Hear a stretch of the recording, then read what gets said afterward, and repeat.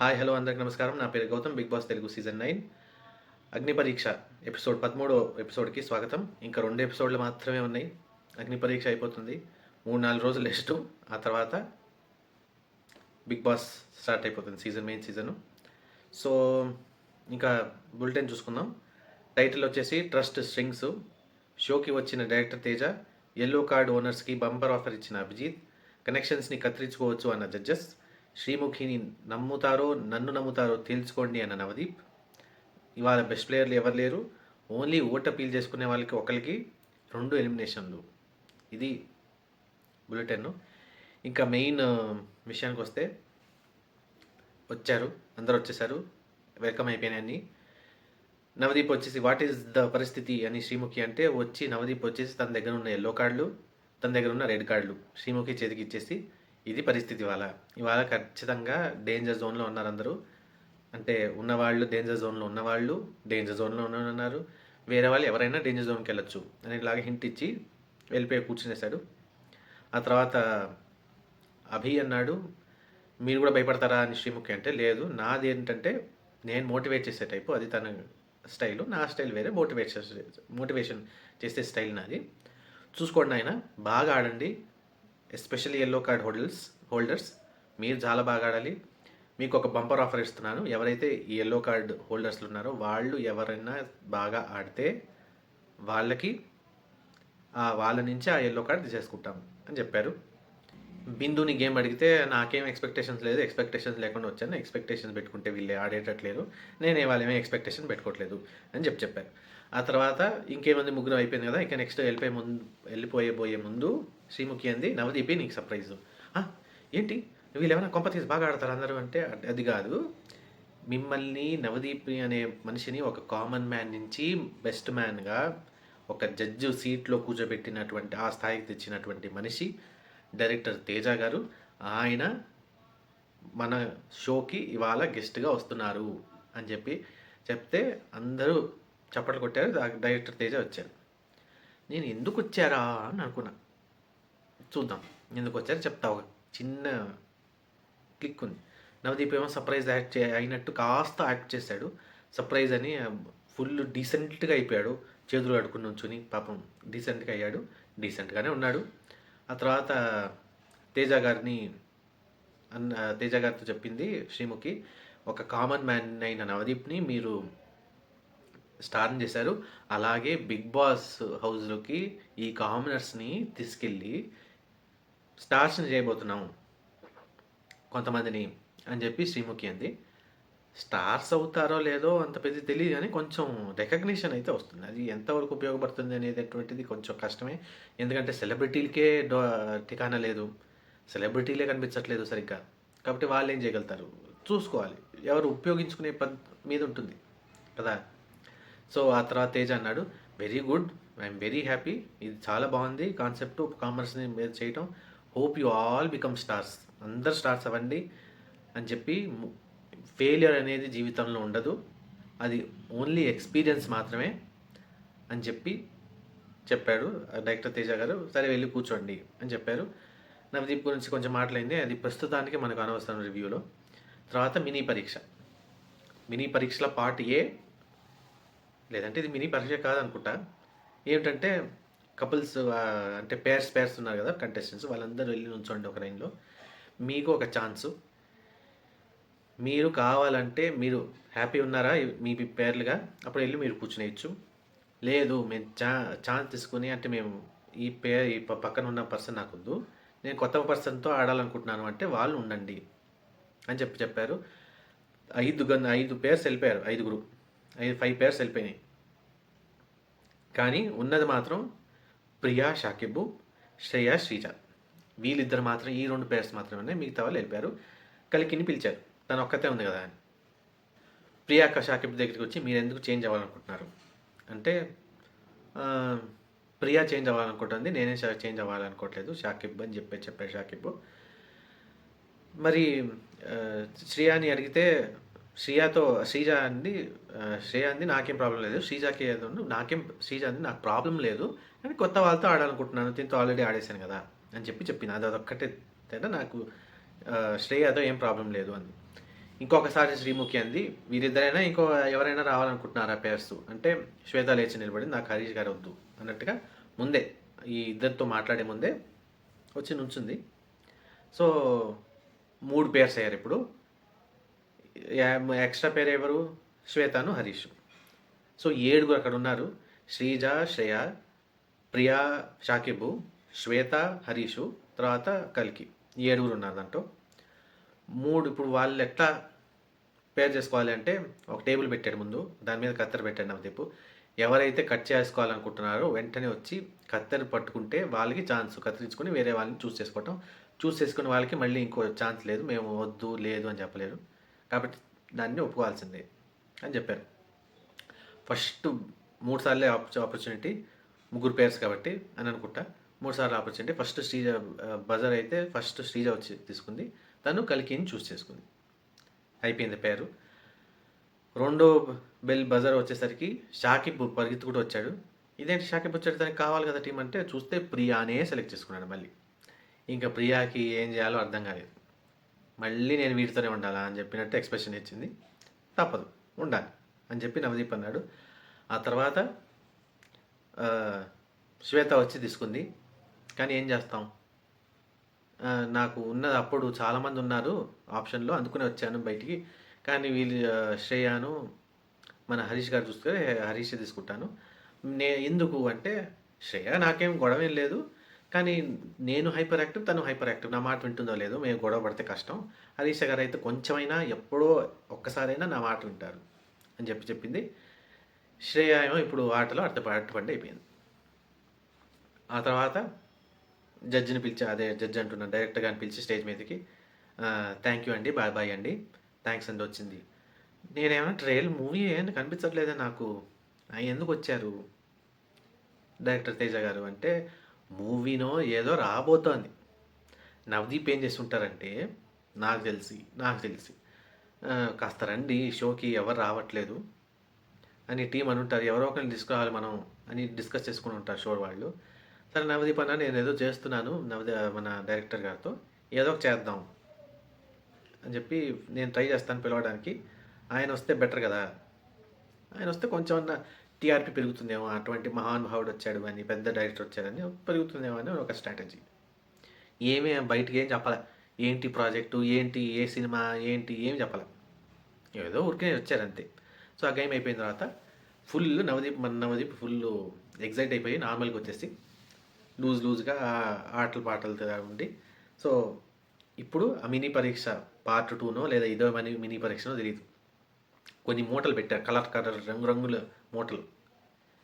నవదీప్ అంటాడు, చూడండి ఆయన మీకు మూటలు ఉన్నాయి, ఒక మూటల మౌంట్ ఇదిలాగా గుంపుగా పెట్టా మూటల్ని, నేను ఒక విషయం చెప్తాను, శ్రీముఖి ఒక విషయం చెప్తుంది, ఎవరిని నమ్ముతారో మీ ఇష్టం, మమ్మల్ని ఒకళ్ళని నమ్మి మీరు ఆ పని చేసుకోవాలి అని చెప్పారు. శ్రీముఖి అంది, ఎక్కువ నాకు తెలిసి ఎక్కువ ఉంటే మీ దగ్గర బ్యాగులు నాకు బెటర్ అనిపిస్తుంది అని చెప్పింది. నవదీప్ వచ్చేసి లేదు తక్కువ ఉండాలి, వెయిట్ ఎక్కువ పెరిగే కొద్దీ, ఎక్కువ బ్యాగులు ఉండే కొద్దీ వెయిట్ ఎక్కువ పెరుగుతుంది, ఏమో మంచి ముందు టాస్క్కి ఫెయిల్యూర్ అవ్వచ్చు అని చెప్పినట్టు చెప్పాడు. వెళ్ళిపోయాడు నవదీప్, మీ ఇష్టం అని చెప్పారు. బజర్ స్టార్ట్ అయింది. వెంటనే డీమన్ పవన్ ఏం చేశారంటే, శ్రీముఖి నేను అమ్ముదాం అనుకున్నాడు, వెంటనే బ్యాగుల మీద ఫస్ట్ వచ్చాడు, పడిపోయాడు బ్యాగుల మీద, ఆ మూటల మీద పడిపోయేసరికి, అంటే తనేమనుకున్నా అంటే సైడ్ కొంచెం ఉంటే అవి తీసుకెళ్తారు. హరీష్ గారు మామూలు కాదుగా వెనకాల నుంచి పక్క నుంచి చాలామంది కూడా అందరూ కూడా పక్క నుంచి తీసేసుకొని లాక్కునేసి వెళ్ళిపోతున్నారు. హరీష్ గారు మాత్రం చాలా ఎక్కువ బ్యాగులు తీసేసుకున్నారు. బజర్ అయ్యేదాకా ఎవరైనా ఎవరి నుంచైనా లాక్కోవచ్చు, అంటే ఎవరి దగ్గరైనా ఎక్కువ ఉంటే అది బెస్ట్, అది మెయిన్ అని చెప్పారు.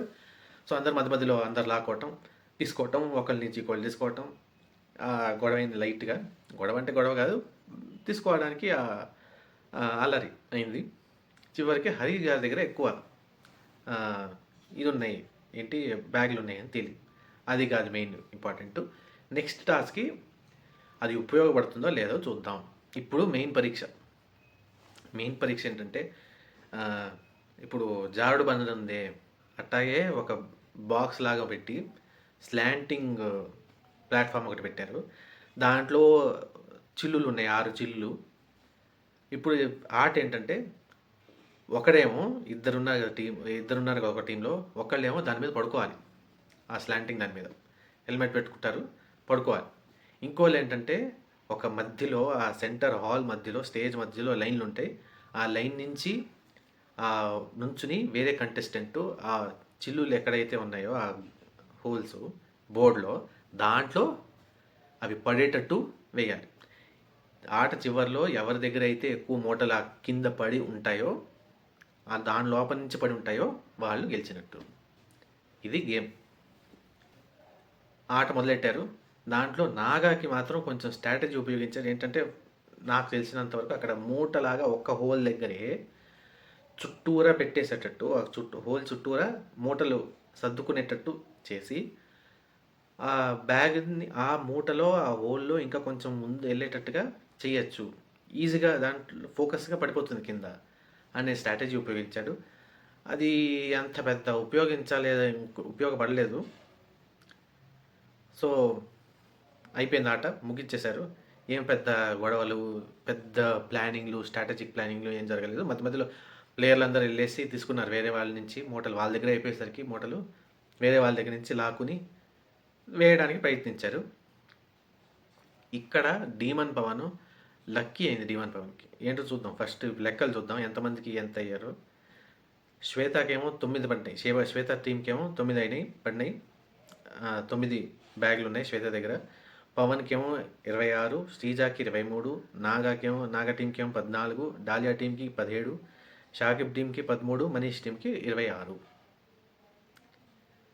సో ఇక్కడ డీమన్ పవన్ టీంకి మనీష్ టీంకి క్లాష్ అయింది. ఇద్దరు టీముల్లో టై అయింది.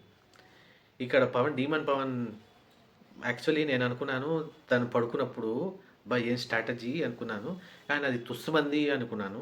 ఎందుకంటే అందరు లాక్కునేస్తారు కదా, ఉన్నది కొన్నే తన దగ్గర, ఇంకేముందిలే తుస్సైంది అనుకున్నాను.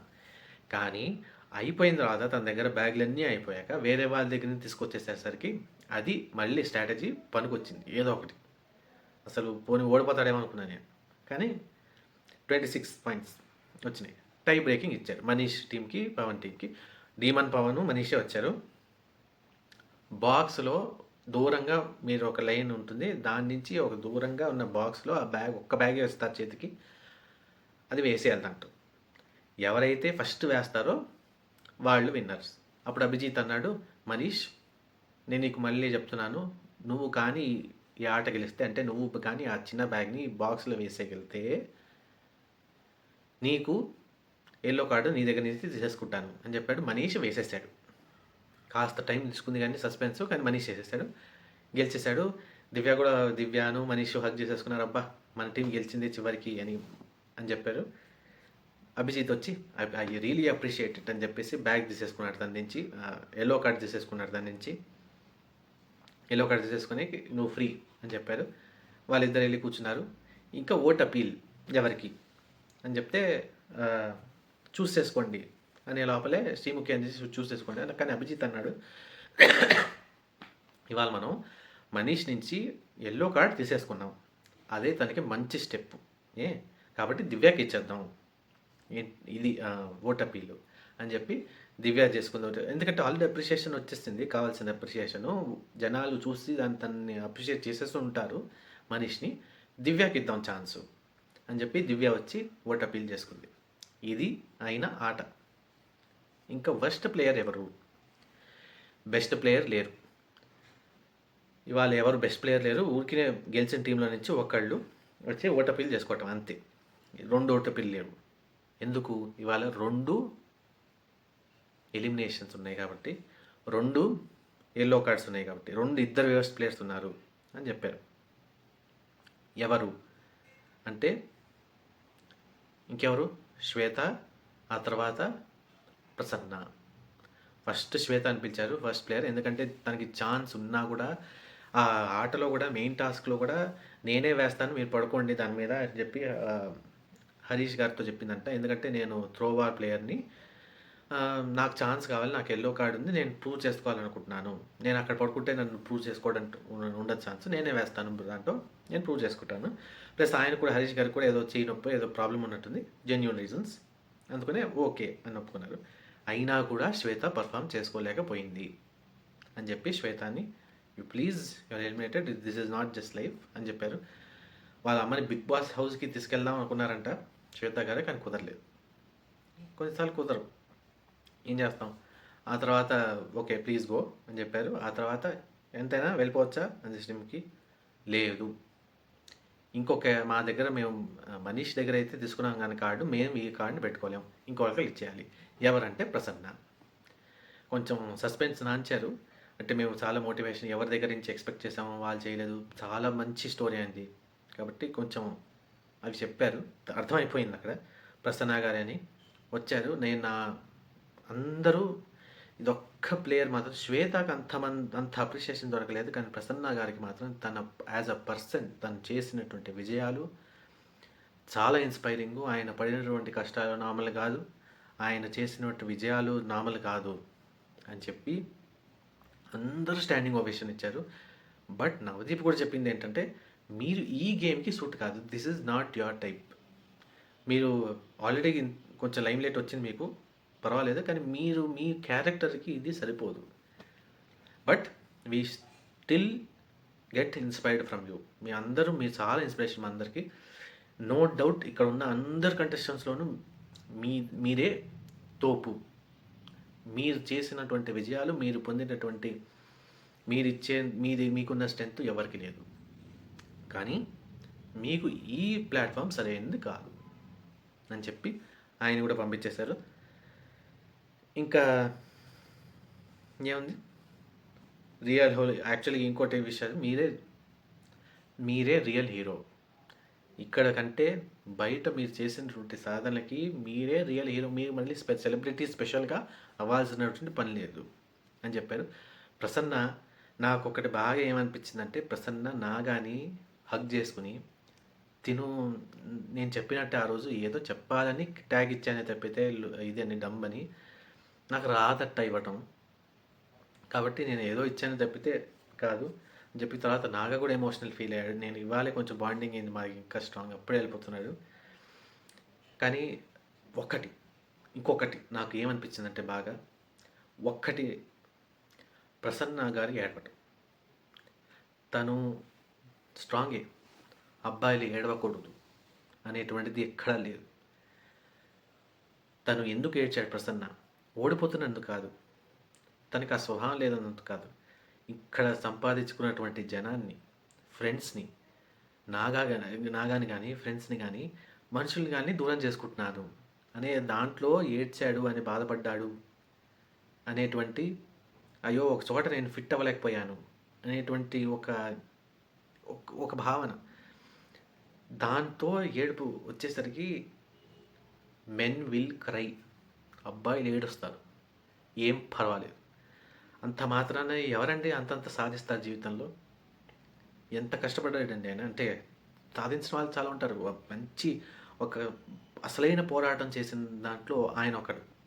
అటువంటి కేటగిరీకి చెందిన ఆయన ఏడ్చాడంటే అది స్ట్రెంగ్త్ అవుతుంది కానీ వీక్నెస్ అవ్వదు. కాబట్టి అటువంటి నోట్తో ఇవాళ కంప్లీట్ అయిన ఎపిసోడు 15 మంది కాస్త 13 మంది అయ్యారు అని చెప్పింది శ్రీముఖి.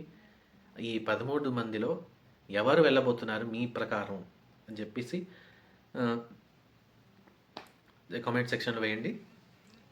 మళ్ళీ నెక్స్ట్ ఎపిసోడ్లో కలుద్దాం. బాయ్.